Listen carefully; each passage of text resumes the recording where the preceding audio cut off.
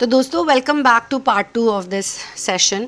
आगे बढ़ने से पहले मैं एक बार पार्ट 1 को क्विकली समराइज़ करना चाहती हूँ ताकि आप लोगों के मन में एकदम क्लैरिटी रहे कि हम पार्ट 2 क्यों कर रहे हैं। सबसे पहली बात बताई गई है आपकी थीम एनर्जी, यानी कि आपकी जो मेन एनर्जी है, जिसकी भी मैं इस वक्त रीडिंग कर रही हूँ। जो व्यक्ति इस सेशन को लीड कर रहा है, इस कलेक्टिव को लीड कर रहा है, वो व्यक्ति एक बहुत ही चाइल्ड लाइक एनर्जी से भरा हुआ व्यक्ति है और ये इनकी ओरिजिनल सिग्नेचर एनर्जी है। ये देखिए, ये बेस्ट कार्ड होता है टैरो में, बेस्ट कार्ड। और कई दफ़े आप ये सोचोगे कि अगर मेरी सिग्नेचर एनर्जी इतनी अच्छी है, इतनी डिवाइन, इतनी प्योर, मैं इतना ब्लेस्ड पर्सन हूँ, तो मैं दुखी क्यों हूँ? क्योंकि आप यहाँ पे लेसन सीखने आए हैं। कभी ना कभी तो आपको दुखी होना ही, उसमें क्या बुराई है? दुखी होने में क्या बुराई है? यही जानने आप यहाँ पर आए हो। इस प्लैनेट पे जो भी पैदा होता है वो इस सुख दुख से, ये अप्स एंड डाउन से, चैलेंजेस से वो गुजरता है ताकि वो अपनी सिग्नेचर एनर्जी को कभी ना भूले। धरती पे आने के बाद माया का जो प्रभाव होता है, प्रोग्रामिंग का प्रभाव इतना स्ट्रॉन्ग होता है यहाँ पे कि अच्छे अच्छे बड़े बड़े देवी देवता भूल जाते हैं कि वो कौन है। कितने बड़े अवतार यहाँ पे जन्म लेते हैं जिनका इसी लाइफ में अवतार सेल्फ में आना होता है, एक ही लाइफ में। उन लोगों को भी तपस्या करनी पड़ती है, इनर वर्क करना पड़ता है, या फिर उनकी मैट्रिक्स रियलिटी ही इस तरह से बनाई गई होती है, जो कि आप में से बहुतों की है। आप में से कई लोग तो इनर वर्क की जर्नी में आए ही अपनी मैट्रिक्स रियलिटी की वजह से हो, क्योंकि आपकी मैट्रिक्स रियलिटी में इतना सब कुछ हुआ कि आप ऑटोमेटिकली कुंडलिनी अवेकनिंग में पहुंच गए। तो कुंडलिनी अवेकनिंग कोई ऐसी चीज़ नहीं जो आप जानबूझ के कर सको। मुझसे किसी ने क्वेश्चन पूछा था, मैं इसको आंसर भी करूँगी बहुत जल्दी।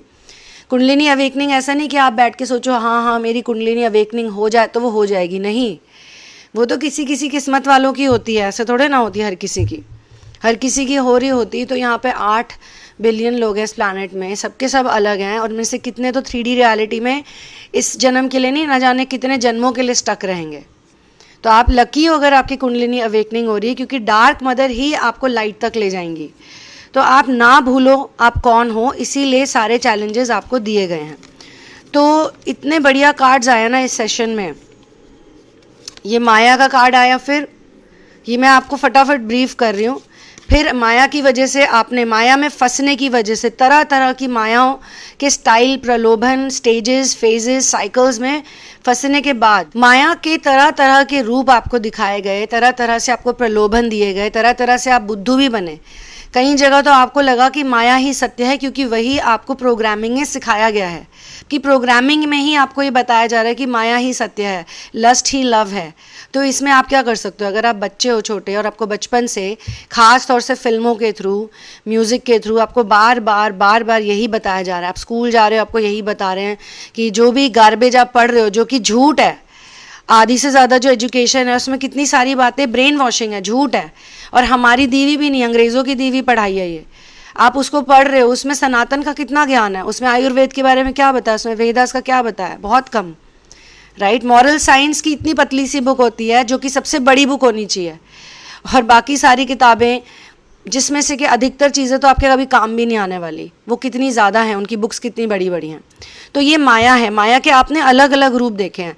रिकग्निशन में आपने देखा सुख नहीं है, रिलेशनशिप में देखा सुख नहीं है, सेक्सुअल रिलेशनशिप्स में भी सुख नहीं है, ज्वेलरी में, गहनों में, पैसों में, कलेक्शन करने में, होर्डिंग करने में सुख नहीं है।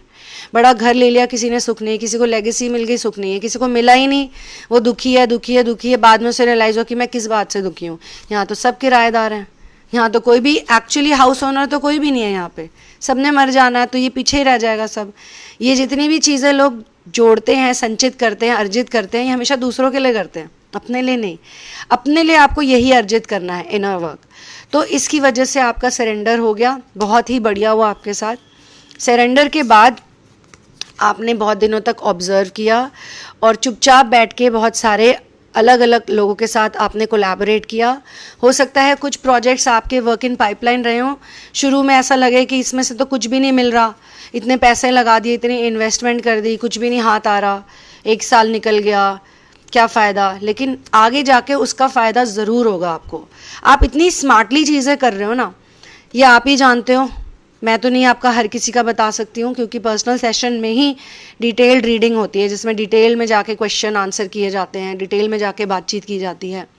पर्सनल रीडिंग्स के बाद बहुत लोगों को ऐसा लगता है कि उनको एक रिलीफ मिला है, क्योंकि आप में से इतने ऐसे लोग हैं जो खुल के बात भी नहीं कर सकते हैं दूसरों के साथ, क्योंकि अगर आप दूसरों के साथ ये बातें करोगे, इनर वर्क की बातें करोगे, तो उनको लगेगा यार ये क्या बकवास की बातें, बोरिंग बातें हैं। इसके लिए आपको अपने जैसे ही लोग ढूंढने पड़ेंगे और उन्हें आप खुद ही अट्रैक्ट करोगे। आपकी सोल अट्रैक्ट करेगी, आपकी सोल ही आपसे बात करेगी। आपकी सोल जो आपके अंदर है वो आपको ध्यान करके, तपस्या करके, नाम सिमरन करके, कुछ ऐसी एक्टिविटीज़ करके ही, सेल्फ स्टडी करके, अकेले रह के, सेवा करके, कुछ ऐसे काम होते हैं जिसको आप जब करते रहते हो ना डेली बेसिस पे, रूटीन के साथ, तो अपने आप ही आपकी सोल अवेकन हो जाती है। इसी को हम कहते हैं कुंडलिनी अवेकनिंग। और फिर वही आपसे बात करती है और वही आपको सब कुछ बताती है। तो ये वो फेज था। उसके बाद आया एस ऑफ स्वॉर्ड्स, जिसमें आप निर्भीक, निडर हो गए हो और अब आप दुनिया से पंगे भी ले सकते हो। पंगे तो दुनिया लेती है आपसे, फिर आप उनको सही कर सकते हो। दुनिया आपको कौन सा छोड़ती है? दुनिया तो चाहती है कि आप दुखी रहो, कलेश में रहो। और दूसरी, आपकी एनर्जी ऐसी है कि आप अट्रैक्ट करते हो सब चीज़ों को। मतलब कि आपकी एनर्जी ऐसी है कि बहुत से राक्षस, बहुत सी डेमोनिक सोल्स कि जो खाली हैं बिल्कुल, कुछ ऐसे लोग अगर आप किसी को देखोगे ना, को उनको देख के ही लग जाएगा कि ये खाली हैं, इनमें कुछ भी नहीं है। इनका जो बर्तन है वो खाली है, उसमें कोई आध्यात्मिक ऊर्जा नहीं है, कोई पॉजिटिव एनर्जी नहीं है, प्रेम का भाव नहीं है, झूठ से भरे हैं। क्यों वो इतना झूठ बोल रहे हैं? किसके लिए बोल रहे हैं? क्योंकि उनको इस समाज में फिट इन होना है। और इसमें से कई तो सिर्फ बेचारे फिट इन होने के चक्कर में कर रहे हैं, और कई तो ऐसे हैं जो अपनी, सिर्फ उनका शरीर ही है वो जो दिख रहा है आपको, अंदर से तो वो टोटली पोजेस्ड है, नेगेटिव एनर्जी के वश में है, टोटली वो होश में है ही नहीं। और आप यकीन नहीं मानेंगे, सबसे ज़्यादा नुकसान उन्हीं का होता है। ये जो ऐसे लोग होते हैं ना, जो हर किसी को तंग करते हैं, जाके परेशान करते हैं, जो ये ऐसे लोग होते हैं जो जगह जगह कलेश करते हैं, जो अच्छे काम करने वालों को रोकते हैं, परेशान करते हैं, दूसरों की बुराइयां करते हैं, हमेशा हर जगह पे प्रॉब्लम्स क्रिएट करते हैं, अपनी वाहवाही करने में लगे रहते हैं, ये अंदर से बहुत खाली होते हैं। ये वेले इसीलिए होते हैं। मैंने कहा ना, दो तरह के लोग हैं। एक वो जो बेचारे हैं, जिनको पता ही नहीं है वो क्या कर रहे हैं, वो दुखी इतने हैं, या वो दूसरी तरह से एम्प्टी हैं, और कुछ जो जान के एम्प्टी हैं, बट एक्चुअली में दोनों ही दुखी हैं, बहुत ज़्यादा दुखी हैं। ठीक है, तो अब आपको क्या हुआ, थोड़े दिनों तक आपने काफ़ी लोगों को फेस किया, काफ़ी चैलेंजेस को फेस किया, आपने बहुत अकेले ही बहुत युद्ध कर लिए, आपका शायद किसी ने सपोर्ट नहीं भी किया, तब भी आपने किया, और फिर आप निकल गए वहाँ से। मतलब कि ये सरेंडर में नहीं आता, लेकिन ये एक टाइप का सरेंडर ये भी है। इसमें भी क्या होता है कि इंसान वॉक अवे कर लेता है कलेश से, नेगेटिव एनर्जी से, क्योंकि आगे पीछे के कार्ड्स ऐसे हैं। आगे पीछे के कार्ड्स देख के मुझे लगता है कि it is not a negative thing to do यहाँ पे, क्योंकि ये भी करके देखा, ये भी करके देखा, ये भी कर रहे हैं, जो भी कर रहे हैं, सरेंडर के बाद सब कुछ हो रहा है। यानी कि आप अपने मास्टर्स के अंडर रह के कर रहे हैं, आप जिनको भी मानते हैं उनके अंडर रह के कर रहे हैं, आप सोर्स के अंडर रह के ये चीज़ें आप कर रहे हैं। ठीक है, इनमें से काफ़ी चीज़ें आपके लिए अच्छी भी साबित हुई हैं, आपको बहुत हिम्मत भी मिली, लेकिन फिर आपने एक पॉज लिया है, एक गैप लिया है, या एक ब्रेक ले लिया, एंड यू वॉकड अवे।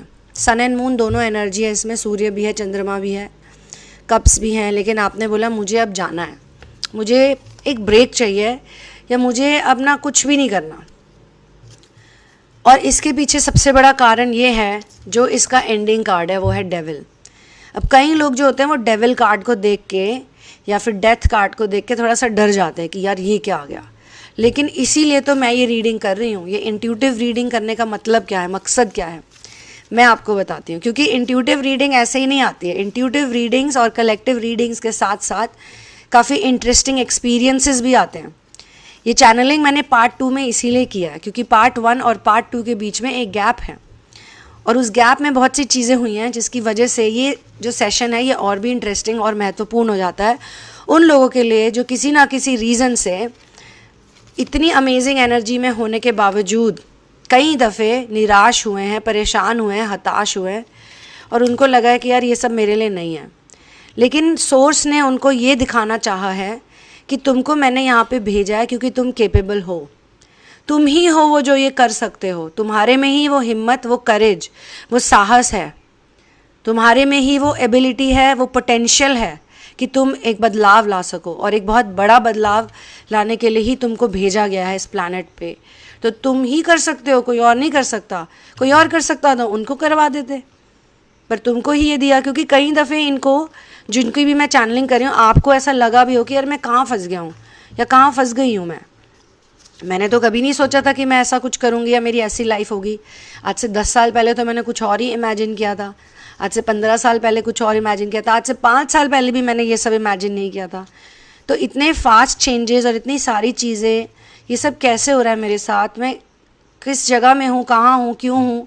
आपके मन में भी कई बार सवाल आए हैं। जैसे मॉर्निंग में उठ के मुझे बताया जा रहा है कि किसी किसी मॉर्निंग में आपको ऐसा लगता है कि आपके अंदर बहुत ज़्यादा एम्प्टीनेस है, बहुत ज़्यादा पेन है आपको। कभी कभी ऐसा लगता है जब आप सुबह उठते हो तो आपको कुछ समय लगता है नॉर्मल होने में। अगर आपको ऐसा लगता है तो सुबह सुबह उठ के ठंडा पानी पीजिएगा और फ्रूट्स खाइएगा। अर्ली मॉर्निंग उठते ही 3-4 तरीके के फ्रूट से अपना दिन स्टार्ट कीजिएगा। आप अपने आप मुझे कहेंगे कि बहुत ही बेहतरीन महसूस हो रहा है आपको। उसके बाद तो कोई भी केमिकल बेस्ड चीज़ सबसे पहले अपने पेट में मत डालिए।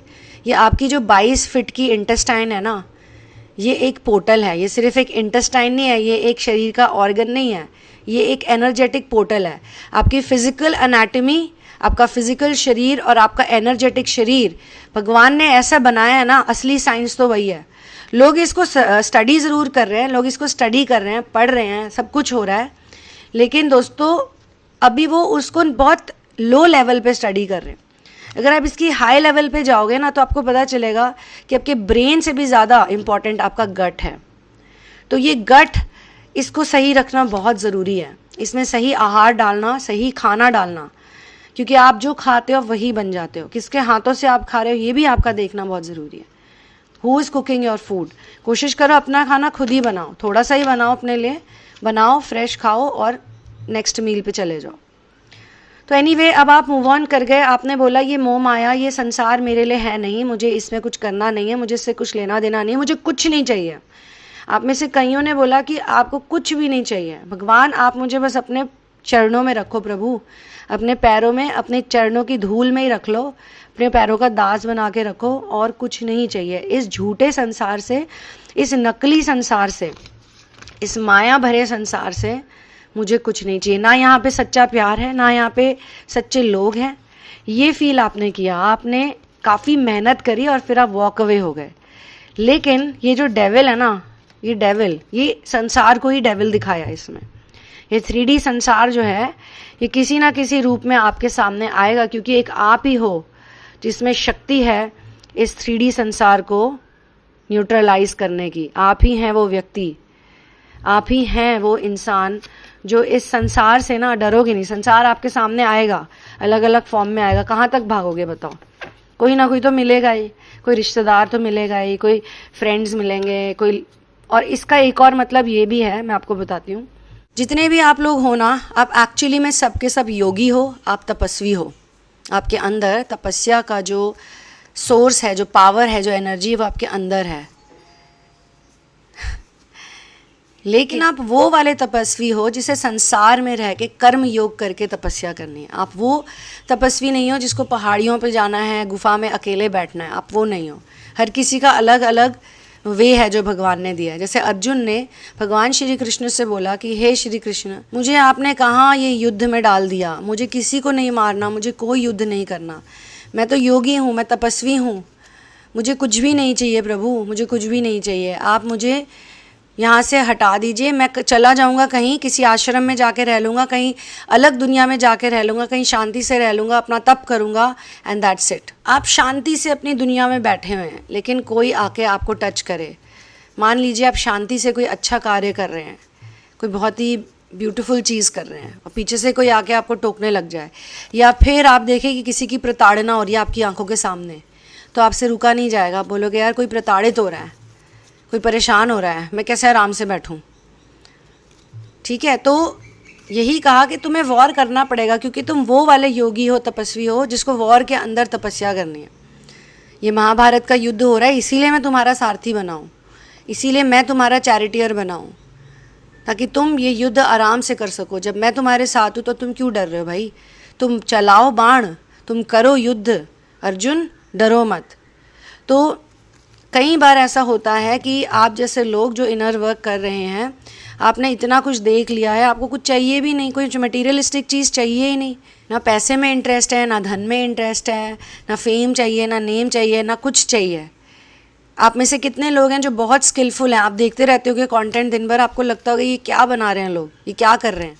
आप में से बहुत से ऐसे लोग हैं जिनमें बहुत प्रतिभाएं हैं, बहुत क्वालिटीज़ हैं, विलक्षण प्रतिभाएं हैं, लेकिन आप बाहर नहीं निकलना चाह रहे हैं। निकलते हो, जब जब उसने आपको निकाला है आप निकले भी हो, लेकिन फिर एक लास्ट में आपने फिर एक गैप लिया था, बीच में आपने फिर एक गैप लिया था और आपने कहा था छोड़ो यार, क्या बेकार के कलेशों में पड़े, क्यों घुसें, क्या झंझट उठाएं, क्या टेंशन लें, क्या लोड लें, छोड़ो ना, चलने दो, ये दुनिया तो वैसे भी चल ही रही है। लेकिन आपको भगवान ने बोला कि नहीं, तुमको मैंने यहाँ भेजा है और तुम खुद आए हो अपनी मर्ज़ी से, तुम ही को करना है तो तुम करोगे। ये रहा डेविल तुम्हारे सामने, अब खड़े हो जाओ और इसको ऑब्ज़र्व करो, इसको फेस करो। और मैं आपको बता रही हूँ कि मेरे एक्सपीरियंस से, जो भी मैंने कल इंट्यूटिव रीडिंग करी थी या जो भी उस वक्त घटना घटी, उसमें यही दिखाया गया कि बहुत कोशिश की जाएगी या ऐसा लगेगा माया का प्रभाव ऐसा होगा, माया का प्रभाव कुछ इस तरह का होगा कि ऐसा लगेगा कि ये चीज़ नहीं कर पाओगे आप, ये नहीं हो पाएगा। लेकिन अगर आप में दृढ़ निश्चय है, अगर आप में 100% थॉट है कि मैं ये करके दिखाऊंगा या दिखाऊंगी, ये तो होके ही रहेगा। मतलब आपको यहाँ पे श्योर होना है, यहाँ पे। तो फिज़िकल रियलिटी में आगे चाहे कितनी भी प्रॉब्लम्स हो, कितने भी लोग आपको बोले नो नो नहीं हो सकता, ये नहीं हो सकता, बड़ा डिफ़िकल्ट है, बड़ी मुसीबत है, अरे ये तो पॉसिबल ही नहीं है, ये तो रूल्स के अगेंस्ट है, ये तो इसके अगेंस्ट है, तो उसके अगेंस्ट है, लेकिन फिर भी आप उस चीज़ को करोगे, इन्जॉय करोगे और हील होके निकलोगे। और क्योंकि जब आप जा रहे हो तो आपका एक डबल माइंड है, कि मतलब इनिशियली डबल माइंड है। एक बार आप निकल गए ना, फिर आपका कोई डबल माइंड नहीं रहेगा। एक बार आप श्योर हो गए ना कि मुझे यही करना है और मैं इसको इसी तरीके से करके दिखाऊंगा। हो सकता है आपको लगे कि शायद आपके पास उतना धन नहीं है, या हो सके इतना समय नहीं है, या हो सके कि कोई और प्रॉब्लम है, लेकिन आपकी सारी प्रॉब्लम सॉल्व होंगी। सबसे पहले आपको धन ही मिलेगा। अगर धन की वजह से रुके हो ना, तो सबसे पहले भगवान आपको धन ही देंगे। आप श्योर होके दिखाओ, आपको वो इतने पैसे दे देंगे कि आपको पैसों की चिंता करने की ज़रूरत ही नहीं पड़ेगी। आप यहाँ पे श्योर हो जाओ बस, क्योंकि बाकी की जो लड़ाई है वो पैसों से नहीं होनी है। बाकी की जो लड़ाई है, या बाकी का जो भी युद्ध है, या बाकी की जो भी इंटरैक्शन है, चलो हम युद्ध वर्ड ना भी यूज़ करें, हम कहें सिर्फ इंटरैक्शन, कम्युनिकेशन, क्योंकि जो भी आपको चाहिए ना वो ऑलरेडी लिखा हुआ है, वो आपको मिलके ही रहेगा, वो पहले से प्री डेस्टिन्ड है। ऐसा दिखाया जा रहा है कि डिले हो रहा है, ऐसा दिखाया जा रहा है कि नहीं होगा, ऐसा दिखाया जा रहा है कि मुश्किल है, पर वो ऑलरेडी होना है, उसको कोई रोक ही नहीं सकता। बट बीच में माया, राहु और गुरु का आजकल क्या चल रहा है, कंजंक्शन। मैंने आपको पहले भी बताया था, आई थिंक इंग्लिश चैनल में डाला है वो वीडियो, आप देखिएगा। राहु और गुरु का कंजंक्शन चल रहा है आजकल। तो बहुत से ऐसे लोग हैं जो इनर वर्क कर रहे हैं, उनको टोटली ऐसा लग रहा है कि भाई उनका तो कुछ नहीं हो सकता, ये माया है। इसी माया को आपको फेस करना है और आप देखना आपका काम ज़रूर होएगा। आपके काम को होने से कोई रोक नहीं पाएगा, या जो भी आप करने निकले हो ना वो होके रहेगा। और आपके दुश्मनों की या आपको रोकने वालों की जो है हालत ख़राब हो जाएगी, पसीने निकल जाएंगे उनके, क्योंकि वो झूठे हैं, वो माया से ग्रसित होकर चीज़ें कर रहे हैं, वो इल्यूजन फैला रहे हैं, आप सत्य फैला रहे हो। ये सत्य और इल्यूजन का युद्ध है, ये गुरु और राहु का युद्ध है। जीत इसमें गुरु की ही होगी। ये तो राहु को भी पता है, राहु भी ये बात जानता है। जो भी लोग माया का गेम खेल रहे हैं वो भी ये बात जानते हैं कि उन्होंने हारना ही है। उनको ये पता है कि उनके साथ बुरा होगा ही होगा, उनको उनके कर्मों का फल ज़रूर मिलेगा। जैसे होता ना कि उन्होंने क्या देखा, पैसा देखा, उन्होंने क्या देखा, माया देखी, उन्होंने देखा ओह इतना धन मिल रहा है तो चलो कर देते, क्या फ़र्क पड़ता है, कोई भी फंसे, क्या फ़र्क पड़ता है, किसी के साथ बुरा होए, किसी के साथ टॉर्चर होए, हमें क्या फ़र्क पड़ता है, हमें क्या फ़र्क पड़ता है, ये वो सोचते हैं। लेकिन जब वो आपको देखते हैं फेस टू फेस, जब आपसे मिलते हैं, आपसे बात करते हैं, तो वो डर जाते हैं। उनको लगता है अरे यार ये मैंने किस इंसान से पंगा ले लिया। तो वो डरा के आपको रोकना चाह रहे हैं, या वो आपके आगे कुछ ऐसी सिचुएशंस क्रिएट करना चाहते हैं कि आप खुद ही अपने हाथ उठा दो और भाग जाओ।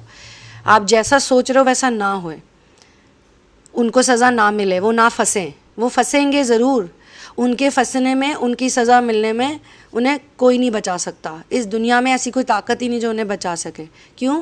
क्योंकि उन्होंने चूज़ ही वही किया, उन्होंने माया चूज़ किया, उन्होंने झूठ का रास्ता चूज़ किया है। वो खुद ही जानते हैं वो फंसेंगे, वो खुद ही जानते हैं उन्हें सज़ा मिलेगी। आपकी ही जीत होगी, क्योंकि यही आपकी थीम एनर्जी है। इस एनर्जी के आगे इसका क्या, ये कुछ ही नहीं है। इसको आप कुछ मत समझो, ये सिर्फ रूप है, ये माया है, ये फेक है। मैं आपको दिखाती हूँ सेम इसका ऑपोजिट कार्ड। ये कार्ड इस रीडिंग का हिस्सा नहीं है, लेकिन मैंने अभी सर्च करके निकाला। ये देखिए, ये दोनों ऑपोजिट हैं। मैं आपको बताती हूँ, ये दोनों ऑपोजिट हैं। इसमें ये दोनों मैस्कुलिन और फेमिनिन, मैस्कुलिन फेमिनिन फिजिकली मत देखिए, मैस्कुलिन फेमिनिन दोनों एनर्जी आपके अंदर है। You have the anima and animus energy, the ida and pingala नाड़ी आपके अंदर ही है। You have it inside of you. यहाँ पे मैस्कुलिन और फेमिनिन एनर्जी चेन्ड है, डेविल की वजह से चेन में है। डेविल ने उन्हें एडिक्शन देके फंसा रखा है अपनी बातों में या अपने जाल में। और यहाँ पे क्या है, दोनों फ्री हैं, दोनों फ्री हैं, रिलैक्स है, अपने ओरिजिनल फॉर्म में है, बहुत खुश है। फेमिनिन जो है वो हमेशा सोर्स को देखती है, हमेशा, और मैस्कुलिन हमेशा फेमिनिन को देखता है। ये हमेशा ही होता है। मैस्कुलिन फेमिनिन से ही सारी एनर्जी लेता है, इसीलिए फेमिनिन को शक्ति कहते हैं, और फेमिनिन अपनी शक्ति सोर्स से लेती है। ठीक है, यहाँ पे ये फ्री हैं, लेकिन ये फ्री पता है कब होते हैं? इसकी वजह से, जब ये इनर चाइल्ड पूरा हील होता है, रिलैक्स्ड होता है, खुश होता है, हैप्पी होता है, तभी ये पॉसिबल होता है। उससे पहले ये पॉसिबल नहीं होता दोस्तों। तो आप देखिए, आप तो हो ही यही, तो आपका ये भी हील्ड ही है, बस आपको ऐसा लग रहा है, थोड़े समय के लिए ऐसा दिखाया जा रहा है। तो इस रीडिंग का यही मतलब है। अब क्योंकि आज मैं ये पार्ट 2 की रीडिंग अभी कर रही हूँ वापस से, मतलब मैंने ये कल किया था इसका पार्ट 1 और एक पॉज लिया था, क्योंकि मुझे पॉज लेना ही पड़ा। मैंने बहुत कोशिश करी मुझे पॉज ना लेना पड़े, बट पॉज आया ही आया, ना चाहते हुए भी आया। कुछ ऐसी सिचुएशंस हुई, लेकिन जब वो सिचुएशन हुई तो मुझे ये पूरी की पूरी चैनलिंग ऐसे क्लियरली नज़र आ गई, मतलब सारे आंसर्स क्लियरली मिल गए। हो सकता है कल अगर मैं ये रीडिंग कंप्लीट करती तो कुछ और वे में करती। ये जो डेविल है ना, आपने इसको फेस किया है, इसके बाद का प्रोग्रेशन क्या है, और वही फाइनल कार्ड होगा क्या होता है, क्योंकि मुझे रीडिंग के हिसाब से यही बताया गया है कि you will face the 3D reality, you will face the devil. आप डेविल को फेस करेंगे, क्योंकि आप उसे करना नहीं चाह रहे हैं फेस। आप सोच रहे जाने दो ना, छोड़ो, मुझे क्या लेना देना। डरे नहीं हो आप, डरे नहीं हो सकता है ये भी अच्छा है कि उनको लगे, दुश्मनों को लगे कि आप डर गए हो, डर के बैठ गए हो। नहीं, क्योंकि जब आप इनको फेस करोगे तो वो ख़त्म हो जाएंगे, बर्बाद हो जाएंगे। तो देखते हैं डेविल को फेस करने के बाद डेविल का क्या हाल होता है। क्वेश्चन को बहुत ध्यान से फ्रेम करना होता है टैरो में। तो या तो मैं पूछती हूँ कि आप डेविल को जब फेस करते हैं तो डेविल का क्या हाल होता है, या हम इसको ऐसे पूछ सकते हैं कि अगला कार्ड क्या होगा, डेविल को फेस करने के बाद अगला कार्ड क्या होगा। चलो ये देख लेते हैं, ये ज़्यादा अच्छा है। What will be the next thing with you? What will happen in your case after you face the devil? सारे कार्ड्स गिरते ही रहते हैं कभी कभी तो। अरे यार, ये कार्ड्स इतने सारे नहीं चाहिए हमें टैरो जी, आप हमें सिर्फ एक कार्ड बताइए। जय श्री राम सीता राम। देखिए, इतनी शफलिंग करने के बाद आया है द हर्मिट, और मैं आपको कहना चाहती हूँ कि हर्मिट के साथ साथ एक और एनर्जी भी आई थी, द फूल की एनर्जी, लेकिन उस वक्त कार्ड्स समझ नहीं आए, वो उल्टे गिरे सीधे गिरे। दोनों केसेस में मुझे ऐसा लगता है, बहुत स्ट्रांगली लगता है कि ये आपको यही बता रहा है कि अब आप इतने ज़्यादा इस सारी सिचुएशन के बाद अब इतने एनलाइटन हो जाओगे, इतनी विजडम आ जाएगी आप में कि आप दूसरों को भी रास्ता दिखाने, दूसरों को भी लाइट दिखाने वाले व्यक्ति बन जाओगे। इतनी नॉलेज आपके पास आ जाएगी।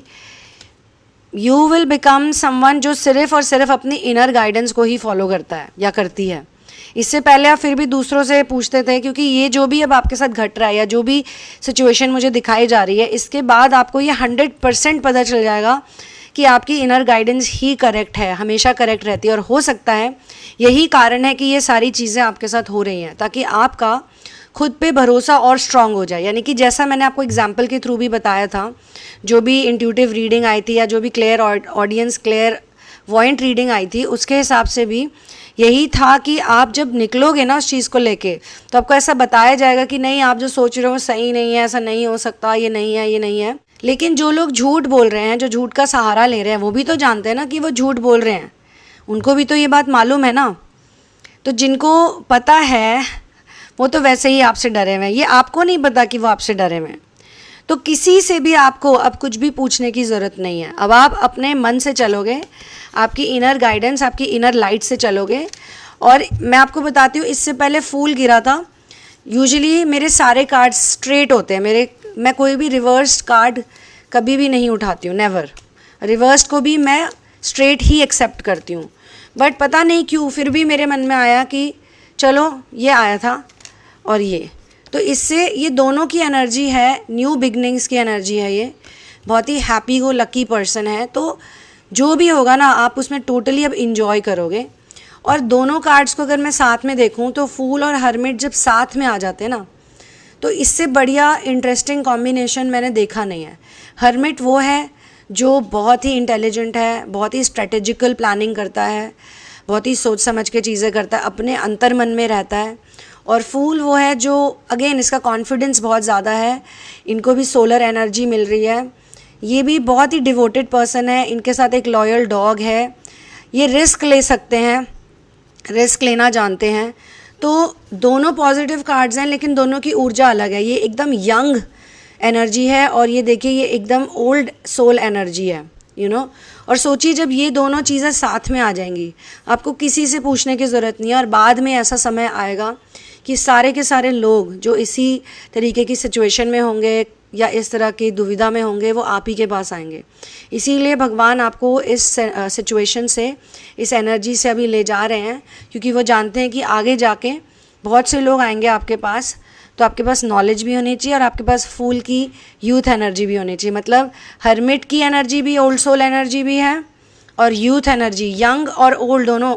तो दोनों तरह के लोग या हर प्रकार के लोग या हर एज ग्रुप के लोगों को आप हैंडल कर सकते हो, उनको समझा सकोगे। ठीक है दोस्तों, तो यहीं पे मैं इस सेशन को क्लोज़ करती हूँ। पर्सनल सेशंस के लिए जो डिटेल्स हैं वो नीचे डिस्क्रिप्शन बॉक्स में दी हुई हैं, और ये मेरा ईमेल एड्रेस है। एक बार अच्छे से आप देख लीजिए डिस्क्रिप्शन बॉक्स, उसके बाद ही मुझे ईमेल लिखिएगा। चाहे आप इंडिया से हैं या बाहर से हैं। अगर बाहर से हैं तो आप पेपैल लिंक यूज़ कर सकते हैं। अगर इंडिया से हैं तो फिर आपको ईमेल पे मुझसे मेरी डिटेल्स लेनी होगी। अलग अलग तरह की थेरेपीज़ होती हैं। थेरेपीज़ में बहुत मज़ा आता है, लोगों को बहुत कुछ सीखने को मिलता है और उनकी एनर्जी शिफ्ट हो जाती है, चेंज हो जाती है। तो I will see you soon in another one love, peace out and जय श्री राम।